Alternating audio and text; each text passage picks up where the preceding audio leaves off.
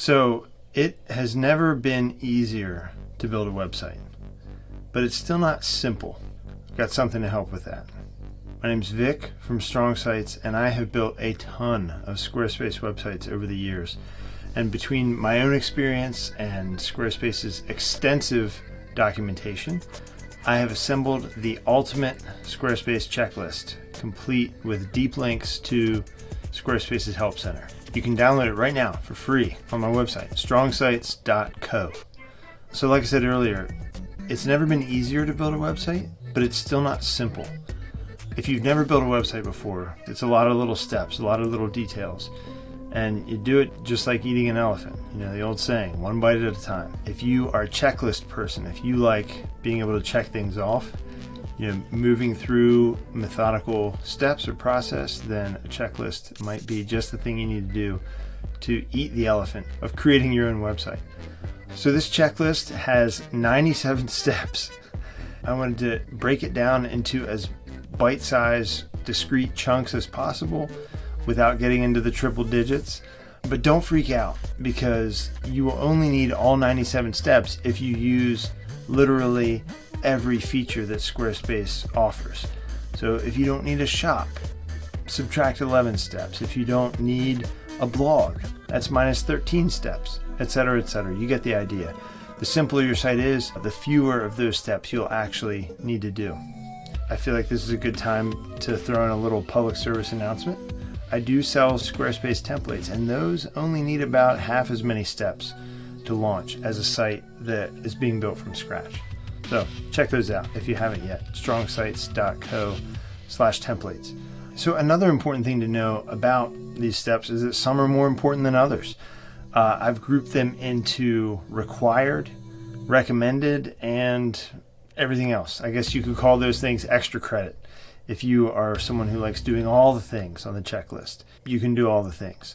But there's a much smaller subset that are really required to get your site launched. And then there's another set that I would say are recommended. Like, I really suggest doing them, but you can launch your site without it if you're really in a hurry or if the level of detail is overwhelming. So what's actually in the checklist? Let me give you a quick tour of it. These are the high-level categories. I broke the steps down into subsets or sections. This is based on Squarespace's documentation, but validated by my own experience. The other thing about Squarespace's documentation is, honestly, they don't make it easy. Most of these recommendations are kind of scattered around their Help Center. Their Help Center is great. There's lots of detailed documentation. They've got lots of videos, but it's not all gathered and organized in one place. And that's what I've done here. Also, there are some recommendations in this checklist that aren't in Squarespace's documentation. There are some weirdly important action items and some other extremely helpful tips that, for whatever reason, are nowhere to be found in their official guides. So that's a little bit of context about the details of the checklist. Let me take you through what's actually in it. So section 1, perfecting your site's style. Maybe the most fun, at least for you visual designer types. This is stuff like site title, logo, style tweaks, fonts, colors, and the favicon. What's a favicon? It's that tiny little icon that shows in your browser bar, and if you pin a website to the home screen of your smartphone or whatever. Fun little detail not to be missed. So perfecting your site's style. Next, you're finalizing your pages. So this covers things like page links, mobile layouts, business info, and checklists for specific page types like blogs, events, shop. You only need to do the steps that pertain to the functions of the Squarespace website that you are actually using. If you're not selling stuff online through your website, then you can skip the whole shop section, which is a whole lot of setup, honestly. That's the finalizing your pages section. Next, 3 is checking your images. This section deals with a lot of common image problems and rookie mistakes that a lot of folks make with their images. Either uploading images that are too low resolution, or not including alt tags, not optimizing the images for search engines and for people with assistive technology.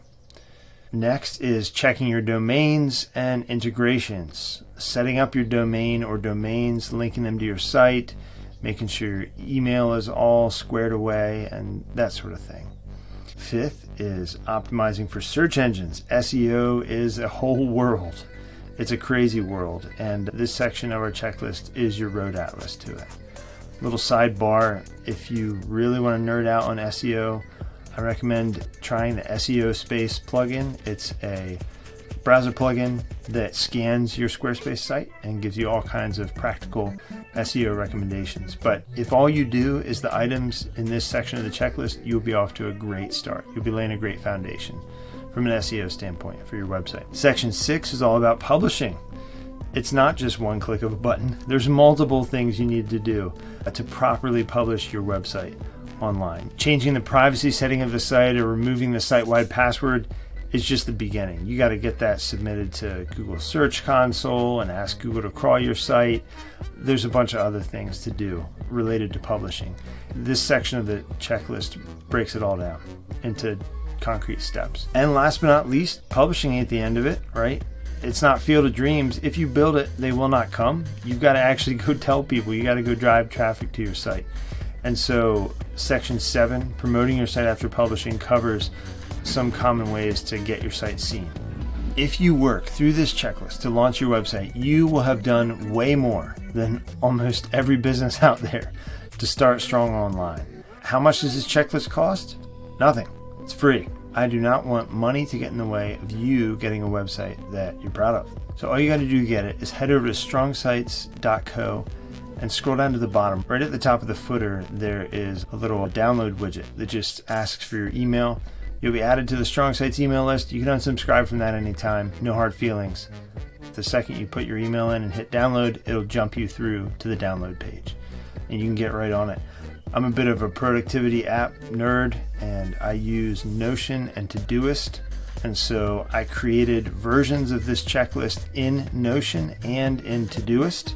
If you use either of those things, if you use Notion or Todoist, with just 1 or 2 clicks, you'll be able to duplicate the Notion board into your own Notion account or duplicate the Todoist project as a template.